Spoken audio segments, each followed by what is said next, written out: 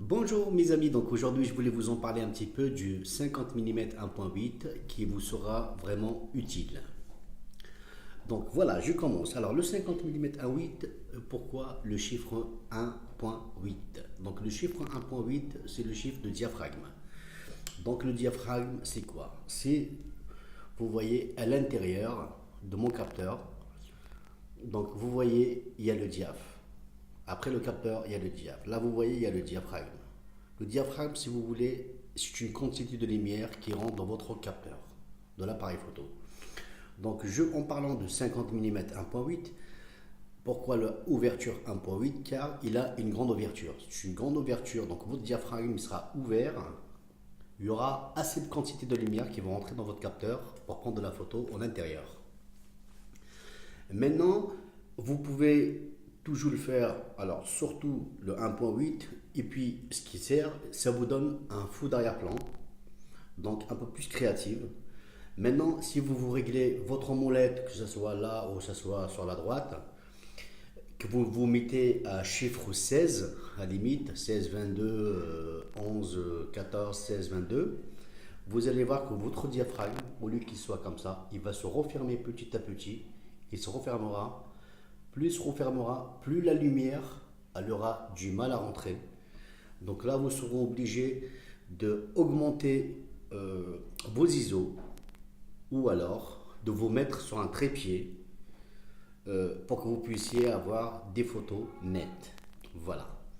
Voilà les amis, les 50 mm, à quoi il sert. Il va vous servir pour des portraits, un peu de photos de rue, et puis ce qui fera de vous en fait un bon photographe. A très bientôt les amis. Voilà, pour apprendre de la photo. Donc pour vous dire, le 50 mm, c'est une des meilleures optiques qui existent dans toute la Terre pour commencer de la photo. Et en plus, le 50 mm, ça va vous porter un petit peu de la créativité si vous voulez faire beaucoup de portraits. Donc alors, le 50 mm, donc, qui est équivalent à un 75 mm chez Canon, ou aller chez Canon, ça doit faire à peu près un 80 mm. Chez Nikon, donc coefficient 1,5, donc il fera à peu près du 75 mm. Voilà. Donc je ne vais pas rentrer dans les détails, APS-H, APS-C, plein format. Donc en parlant, je vais rester sur le 50 mm. Quand je vous dis le 50 mm, il va vous servir pour faire de la photo d'extérieur. Donc si vous voulez faire de la photo de rue avec un APS-C, donc là vous serez, bon vous pouvez le faire, hein, mais vous serez un petit peu embêté quand même parce que vous aurez un cadrage fermé. Donc il vous faudra plutôt un 35 mm. Donc un 35 mm équivalent sur un APS-C, ça vous fera un 50 mm.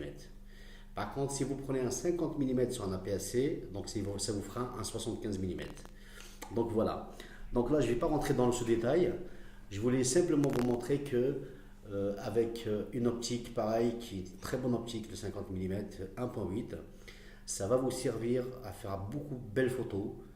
Et que vous y arriverez surtout à trouver votre style de photo, de chercher et de tourner autour du sujet, parce qu'en fait vous n'avez pas de zoom, c'est pas comme ce que j'ai là, j'ai un 28-70 donc en 2.8, donc c'est une ouverture constante, donc là je suis obligé de zoomer. Si vous voulez de passer à 28 à 70, on perd un petit peu, si vous voulez, la qualité du piqué. Voilà, donc le 50 mm, vous ne perdez pas la qualité du piqué. Pourquoi? Parce que enfin, c'est une focale qui fixe, donc c'est à vous de vous rapprocher ou alors de vous éloigner pour faire de la photo. En tout cas, mes amis, je vous conseille fortement, vraiment, le 50 mm qui n'est pas très cher. Je vous mettrai quelques liens et quelques descriptions où vous pouvez le trouver sur internet, sur le site Amazon, sur ces discounts. Vous pouvez faire un petit peu tout le tour sur le web pour le trouver le moins cher. Et croyez-moi, c'est une optique que vous serez vraiment content de l'avoir. Voilà. Mes amis, à très bientôt. N'hésitez pas de me laisser vos commentaires.